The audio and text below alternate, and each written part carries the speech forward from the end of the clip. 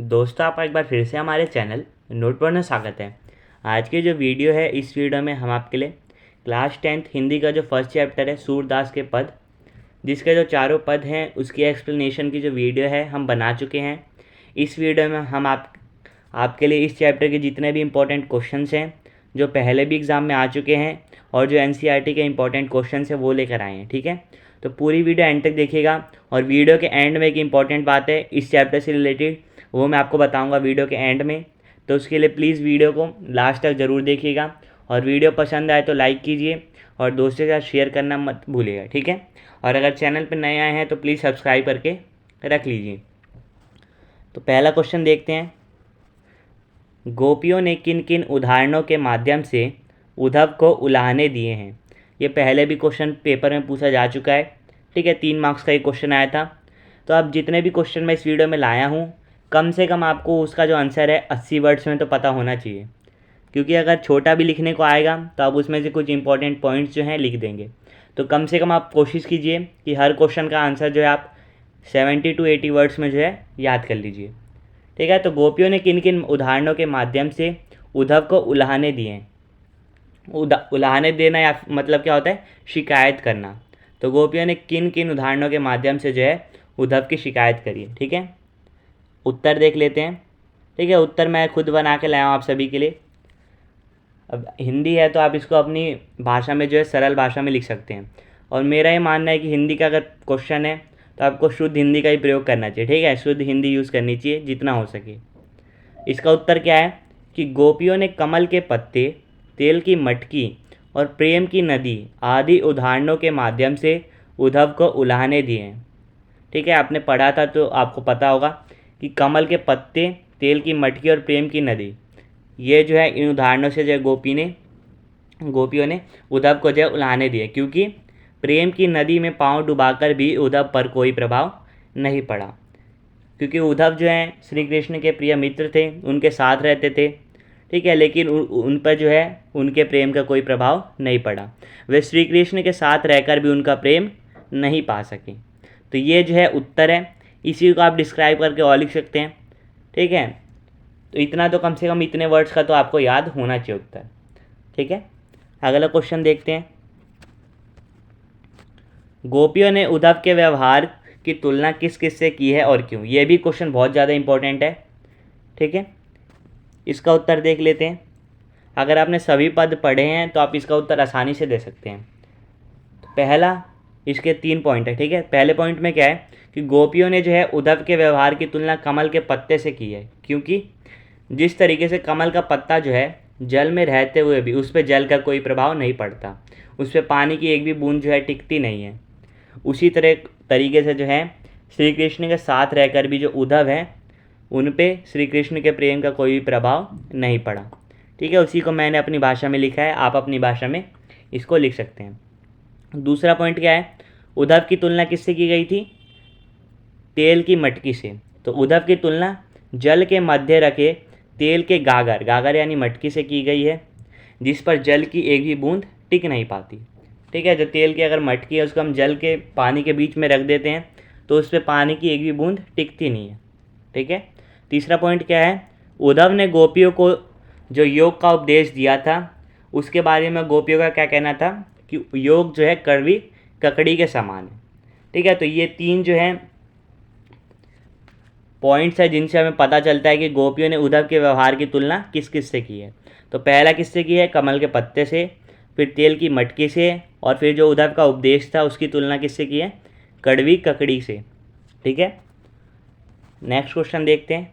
सूरदास के पद के आधार पर लिखिए कि उद्धव गोपियों की मनोदशा क्यों नहीं समझ सके। ये भी प्रीवियस ईयर क्वेश्चन है, पहले आ चुका है। ठीक है, तो हमें पाठ के आधार पर लिखना है कि उद्धव जो थे वो गोपियों की मनोदशा यानी गोपियों की जो स्थिति थी, उनका जो दुख था कृष्ण से दूर होने का, वो क्यों नहीं समझ सके। इसका उत्तर देखते हैं। उत्तर देख लीजिए। उद्धव गोपियों की मनोदशा नहीं समझ सके क्योंकि वह श्री कृष्ण के प्रेम से वंचित थे। क्योंकि उद्धव जो थे वो श्री कृष्ण का जो प्रेम था उससे वंचित थे, उन्हें प्रेम उनका हासिल नहीं हुआ था। ठीक है, साथ रहते थे लेकिन फिर भी जो है उन्हें श्री कृष्ण का प्रेम जो है नहीं मिल पाया था। वह गोपियों की विरह वेदना नहीं समझ पाए क्योंकि उन्होंने प्रेम मार्ग कभी नहीं अपनाया और वह योग मार्ग पर ही चलना जानते थे। ये इंपॉर्टेंट पॉइंट है। तो उद्धव जो है गोपियों की मनोदशा इसलिए भी नहीं समझ सके क्योंकि वह गोपियों की जो विरह वेदना है यानी श्री कृष्ण से दूर होने का जो दुख है वो नहीं समझ पाए, क्योंकि उद्धव जो है प्रेम मार्ग पर कभी नहीं चले हैं, ठीक है, और वो जो है योग मार्ग पर ही चलना जानते थे। योग मार्ग जो है उन्हें पसंद था, जबकि गोपियाँ जो हैं उन्हें प्रेम मार्ग पसंद था, इसलिए उद्धव की जो बातें थी उन्हें अच्छी नहीं लगी, ठीक है। इन कारणों से जो है उद्धव गोपियों की जो मनोदशा थी, उनकी जो स्थिति थी, वो नहीं समझ सके थे। अगला क्वेश्चन देखते हैं। उद्धव द्वारा दिए गए योग के संदेश ने गोपियों की विरहाग्नि में घी का काम कैसे किया। ये भी इम्पोर्टेंट है कि उद्धव जो है जब श्री कृष्ण का संदेश लेकर आए थे तो उससे गोपियों की जो विरह की अग्नि थी, ठीक है, यानी कृष्ण से दूर होने का जो दुख था उसमें घी का काम कैसे किया, ठीक है, यानी उसको दुख को कैसे बढ़ा दिया उद्धव के योग संदेश ने। इसका उत्तर देखते हैं। श्री कृष्ण के मथुरा जाने के बाद गोपियाँ उनका बहुत व्याकुलता से इंतजार कर रही थी, परंतु जब श्री कृष्ण ने स्वयं न आकर उद्धव को भेजा तो गोपियों की विरह वेदना बढ़ गई, ठीक है। तो जब श्री कृष्ण जो है गोकुल से मथुरा गए थे तो गोपियाँ उनका बहुत बेसब्री से जो इंतज़ार कर रही थी, लेकिन जब श्री कृष्ण खुद नहीं आए, उन्होंने उद्धव को भेज दिया, तो गोपियों की जो विरह वेदनाएँ यानी श्री कृष्ण से दूर होने का जो दुख है वो और भी ज़्यादा बढ़ गया, ठीक है। जब दुख बढ़ गया यानी विरह की अग्नि जो है बढ़ गई, तो विरह की अग्नि में जलती हुई गोपियों को उद्धव ने श्री कृष्ण को भूल जाने और योग साधना करने का उपदेश दिया, जिसने उनके हृदय में जल रही विरहाग्नि में घी का काम किया, ठीक है। तो वैसे ही जब श्री कृष्ण आ नहीं रहे थे तो गोपियाँ और ज़्यादा दुखी हो गई थी। उसके बाद जब उद्धव आए तो उन्होंने जो है योग का उपदेश दिया, ठीक है, योग साधना करने का संदेश दिया और क्या कहा कि श्री कृष्ण को भूल जाइए। तो ये सभी बातें जो सुन के जो है गोपियों को बहुत ज़्यादा बुरा लगा और उनके हृदय में, उनके दिल में जो विरह की अग्नि जल रही थी यानी कृष्ण से दूर होने का जो दुख था वो बहुत ज़्यादा बढ़ गया। तो उद्धव के जो उपदेश थे, उनकी जो बातें थी, उन्होंने इस तरीके से जो गोपियों की विरह की अग्नि में घी का काम किया, यानी गोपियों का जो है कृष्ण से दूर होने का जो दुख है उसे और भी ज़्यादा बढ़ा दिया, ठीक है। अगला क्वेश्चन। गोपियों ने उद्धव से योग की शिक्षा कैसे लोगों को देने की बात कही है। ये इस चैप्टर की आखिरी लाइन जो है उसको आप पढ़ के इसका उत्तर दे सकते हैं। इसका उत्तर देखते हैं। गोपियों ने उद्धव को योग की शिक्षा ऐसे लोगों को देने की बात कही है जिनका मन चंचल है और इधर उधर भटकता रहता है। तो लास्ट टाइम में हमने पढ़ा था कि गोपियों ने क्या कहा था उद्धव को कि योग की जो शिक्षा है हमारे लिए नहीं है, ये ऐसे लोगों के लिए है जिनका मन स्थिर नहीं है, यानी उनका मन जो है चंचल है और इधर उधर भटकता रहता है, यानी उनका मन जो है केंद्रित नहीं है एक जगह पे। ऐसे लोगों को जो है योग से एकाग्रता प्राप्त होगी, जबकि गोपियों का मन श्री कृष्ण के प्रति पहले से एकाग्र है, ठीक है। तो गोपियों ने योग की शिक्षा ऐसे लोगों को देने की बात की है जिनका मन चंचल है और मन स्थिर नहीं रहता, यानी इधर उधर भटकता रहता है। ऐसे लोगों को क्या है, योग से एकाग्रता प्राप्त होगी। एकाग्रता क्या होती है, किसी एक चीज़ पे फोकस करना, ठीक है। तो ऐसे लोगों को योग से जो है फोकस करने की जो शक्ति है वो बढ़ेगी, एकाग्रता बढ़ेगी। जबकि गोपियों का जो मन है वो पहले से श्री कृष्ण के प्रेम में एकाग्र है, ठीक है। उनका जो मन है श्री कृष्ण के ऊपर फोकस है पहले से, ठीक है। तो इसलिए उन्हें जो है योग की शिक्षा की ज़रूरत नहीं है। अगला क्वेश्चन देखते हैं।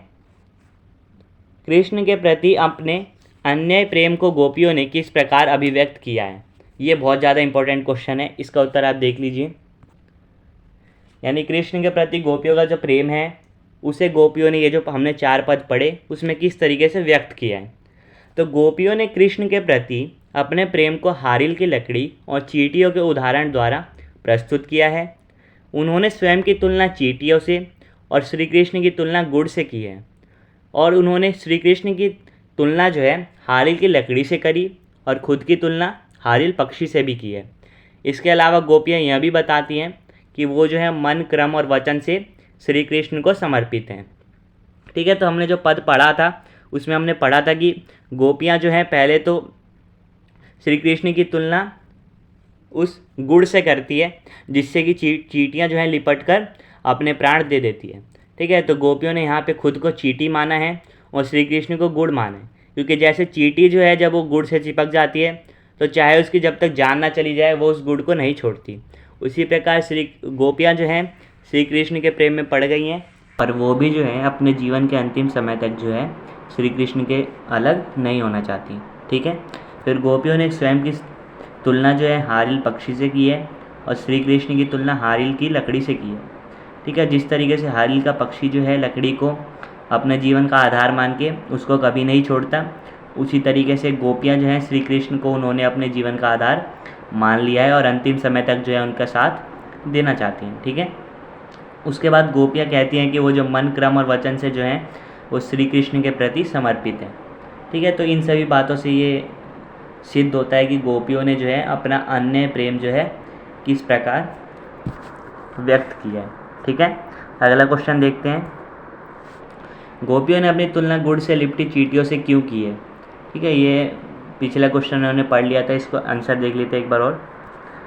तो गोपियों ने स्वयं की तुलना गुड़ से लिपटी चींटियों से की है क्योंकि जिस प्रकार गुड़ से चिपकी चींटी स्वयं को गुड़ से अलग नहीं करना चाहती, चाहे उसके प्राण भी क्यों न निकल जाएं, उसी प्रकार गोपियाँ भी श्री कृष्ण से अंतिम समय तक दूर नहीं होना चाहती। ठीक है, हमने अभी समझा दिया कि जैसे अगर चींटी कोई गुड़ से चिपक जाती है तो खुद को अलग नहीं करना चाहती, चाहे कुछ भी हो जाए, चाहे उसकी जान भी क्यों ना चली जाए, उसी तरह गोपियाँ भी जो है श्री कृष्ण से अंतिम समय तक दूर नहीं होना चाहती हैं। ठीक है, लास्ट क्वेश्चन है हमारा, मर्यादा न लही के माध्यम से कौन सी मर्यादा में न रहने की बात की जा रही है?